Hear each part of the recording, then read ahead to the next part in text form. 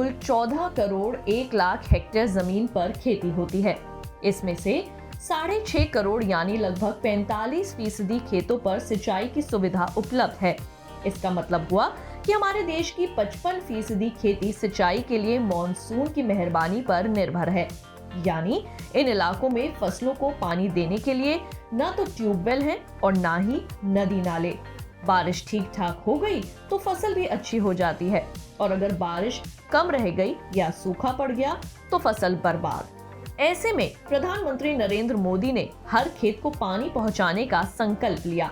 इसमें नदियों को जोड़ने सहित सभी संभावित विकल्पों पर विचार किया गया, ताकि बाढ़ और सूखा रोकने के लिए जल संसाधनों का बेहतरीन इस्तेमाल हो सके। इसके अलावा भूमिगत जल स्तर बढ़ाने के लिए बारिश के पानी को इकट्ठा करने की भी कार्य योजना तैयार की गई। इस योजना में सिंचाई संबंधी लगभग सभी समस्याओं और रुकावटों को दूर करने की व्यवस्था की गई है।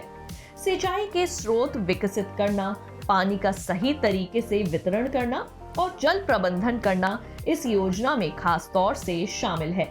प्रधानमंत्री कृषि सिंचाई योजना के कई घटक हैं। पहला है त्वरित सिंचाई लाभ कार्यक्रम यानी AIBP। ये घटक राष्ट्रीय परियोजनाओं सहित मुख्य और मध्यम सिंचाई परियोजनाओं को तेजी से पूरा करने के लिए है। दूसरा घटक है हर खेत को पानी। इसमें नए जल स्रोत बनाए जाते हैं और पानी इकट्ठा करने के जो स्रोत पहले से ही मौजूद हैं, उनकी मरम्मत का काम होता है। साथ ही उनका सुधार और नवीनीकरण भी किया जाता है। इसी तरह परंपरागत स्रोतों की वहन क्षमता को मजबूत करना और जल संचयन संरचनाओं के निर्माण पर भी जोर दिया जाता है।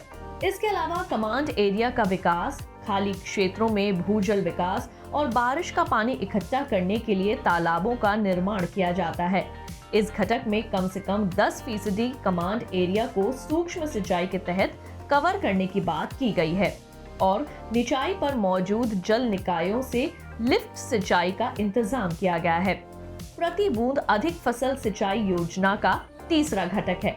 नाम से ही जाहिर है कि ये घटक पानी की बचत और कम पानी में ज्यादा से ज्यादा पैदावार पर फोकस करता है। इसमें ड्रिप और स्प्रिंकलर सिंचाई प्रणालियों के माध्यम से खेत स्तर पर जल उपयोग की क्षमता बढ़ाने की कोशिश होती है। सूक्ष्म सिंचाई तकनीक से पानी के अलावा उर्वरक, मेहनत और कच्चे माल की लागत में भी कमी आती है।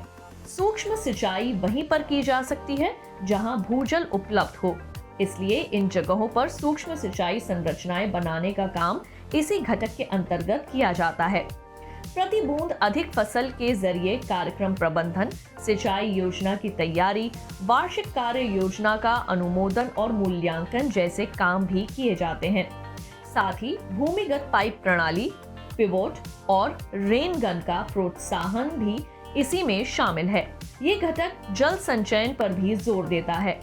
इसके अलावा ये घटक पानी के बेहतर इस्तेमाल की भी बात करता है। चौथा घटक पनधारा विकास है।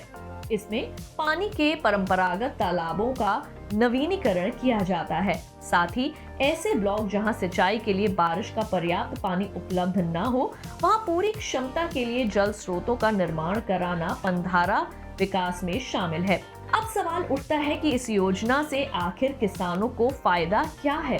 दरअसल किसान इस योजना के अंतर्गत अपने खेतों से छोटे तालाब खुदवा सकते हैं और सूक्ष्म सिंचाई के उपकरण हासिल कर सकते हैं। इसके अलावा सुनिश्चित सिंचाई के लिए उचित फसल प्रबंधन और जल संचयन की विधियों के बारे में प्रशिक्षण भी प्राप्त कर सकते हैं। जाहिर है, जब फसलों को भरपूर पानी मिलेगा तो फसल भी भरपूर होगी।